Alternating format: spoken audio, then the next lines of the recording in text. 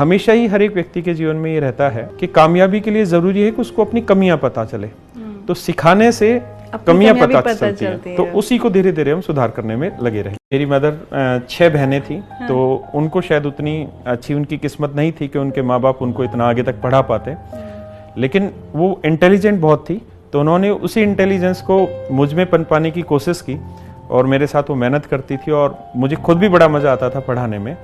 और मुझे याद है कि जब मैं 5th क्लास में था तभी से मुझे ऐसी हैबिट हो गई थी कि मैं अपनी छोटी क्लास वाले बच्चों को साथ में बैठा के पढ़ाया करता था।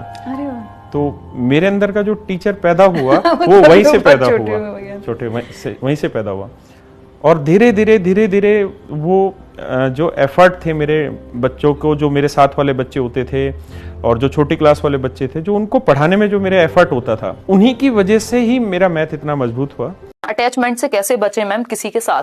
व्हाट्स ये अटैचमेंट वाला जो मामला है ना, ये इट्स लाइक आग का दरिया है, डूब के जाना है, वो वाला सीन है।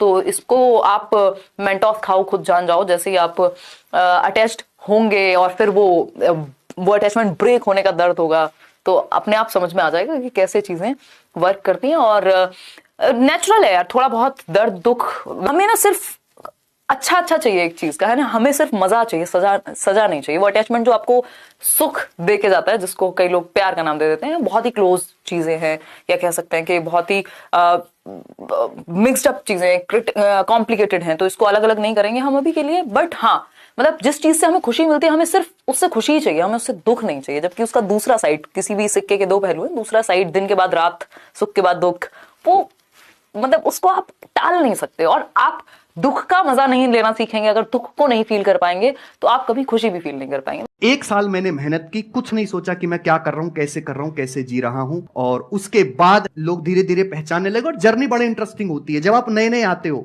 लोग कहते हैं कि 4 दिन का लड़का है, कुछ दिन पढ़ाएगा शांत हो जाएगा। हमें बाजीगर सबसे अलग, सबसे असली कैलिबर, हमसे मस्ती सीधा पप्पी तेरे आंसू पर, हम गेम रखते मुट्ठी में, हाँ जादूगर आए बाजीगर। स्टार्टिंग से ही मुझे मैथ समझ में आता था। मेरी मम्मी जो थी वो, उनको मैथ बहुत अच्छा था, तो उनकी वजह से मुझे भी चीज़ें थोड़ी ज़्यादा समझ में आने लगी। वो मुझे स्टार्टिंग से ही पढ़ाती थी, जब मैं छोटी क्लास में होता था तो वही मुझे मैथ पढ़ाया करती थी। और बस वहीं से धीरे धीरे ऐसा इंटरेस्ट आने लगा और मुझे खुद भी ऐसा महसूस होता है कि मैथ एक ऐसा सब्जेक्ट है जो कनेक्ट करता है हर लास्ट चीज़ से नेक्स्ट चीज़ के साथ। इसलिए मैथ को समझना भी आसान है और मैथ ऐसी चीज़ है ही नहीं जिससे आदमी कभी भी बोर हो। इसलिए मैथ हमेशा इंटरेस्टिंग होता है। देश की आधी जनता खौफ में जरूर रहती है मैथ से। सिर्फ इसलिए क्योंकि वो स्टार्टिंग में कनेक्ट नहीं कर पाते हैं। जो एक बार कनेक्ट कर लेता है मैथ के साथ, फिर उसको हमेशा मैथ इंटरेस्टिंग लगता है कि कैसे मैं अपने माँ बाप के जीवन को और बेहतर बना सकता हूँ। क्योंकि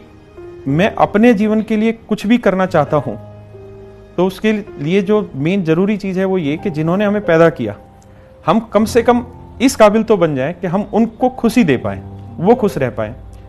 शास्त्रों में लिखा हुआ है कि कोई भी व्यक्ति अपने माँ और पिता का कर्ज नहीं उतार सकता, लेकिन अगर हम उनको कुछ खुशी दे पाए तो हम उस कर्ज में कुछ ना कुछ रियायत जरूर रख सकते हैं। तो मेरा अल्टीमेट टारगेट आज भी और हमेशा यही रहेगा कि मैं अपने माँ बाप को कुछ खुशी दे पाऊँ। और मेरे माँ बाप आज बहुत खुश भी हैं मेरी सफलताओं से, और मैंने जितने भी आज तक काम किए हैं वो उन चीज़ों से बड़े गौरवान्वित भी होते हैं, और वही खुशी मुझे मोटिवेट भी करती है आगे बढ़ने के लिए हमेशा।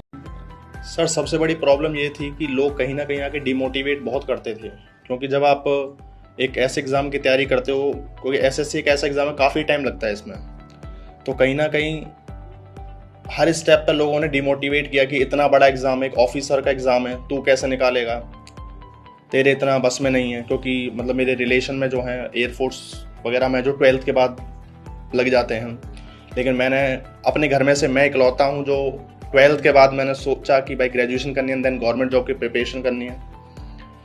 और मैं पहला ऑफिसर हूँ, मैं बता दूँ सर, और ये मैं बार बार कहता हूँ कि मैं ये सर की बदौलत है कि मैं एक ऑफिसर बना।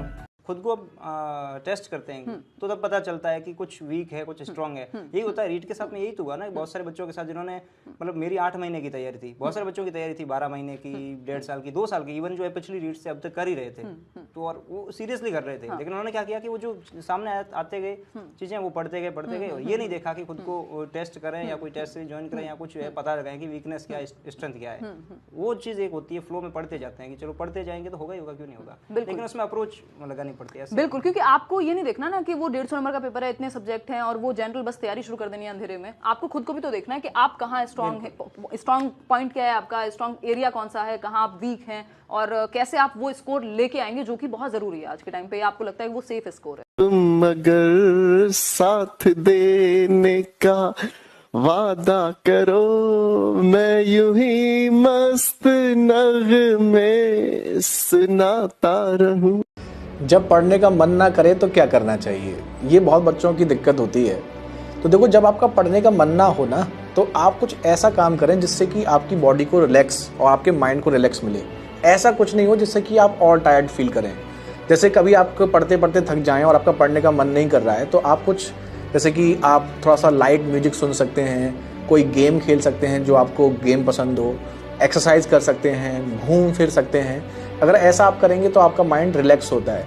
ऐसा कुछ ना करें जैसे सोशल मीडिया पर आपने मोबाइल लिया और मोबाइल लेकर के सोशल मीडिया पर वीडियोस देख रहे हैं, रील्स देख रहे हैं। तो ऐसे देखने से क्या होता है, आपका टाइम तो वेस्ट होता ही होता है और आप टायर्ड भी फील करते हैं, तो आपका दिमाग भी थकता है और उसके बाद फिर आपका पढ़ाई में और मन नहीं करता। तो कुछ ऐसा करें जिससे कि आपका मन अच्छा फील हो, आपको आपकी बॉडी को भी रिलैक्स लगे और आपके माइंड को भी रिलैक्स फील हो। तो इसके लिए आप क्या करें, जो भी चीज़ आपकी फेवरेट हो, जो भी चीज़ फेवरेट हो, जैसे कि आपको मान लीजिए क्रिकेट खेलना पसंद है तो आप क्रिकेट खेलिए, आपको म्यूज़िक सुनना पसंद है तो आप म्यूज़िक सुनिए, आपको मान लीजिए एक्सरसाइज करना पसंद है तो आप एक्सरसाइज करिए, आपको टहलना पसंद है आप टहलिए, मतलब जो भी आपको अच्छा लगता है उसे आप करिए। कुछ ऐसा करिए जो जिससे आप अपने लिए समय दे पाएँ। अपने लिए समय निकालना बहुत ज़रूरी है, क्योंकि लाइफ में अगर आप ये सोच रहे हैं कि आपको कभी फ्यूचर में समय मिलेगा, तो वो कभी ऐसा टाइम नहीं होता जब आप अपने लिए समय निकाल पाएंगे। तो आपको अपने लिए हमेशा समय निकालना है, चाहे वो आधे घंटे हो, 1 घंटे हो, और वो कुछ। लेकिन उस दिन मैंने सोचा कि मैंने कुछ भी नहीं पाया जीवन में।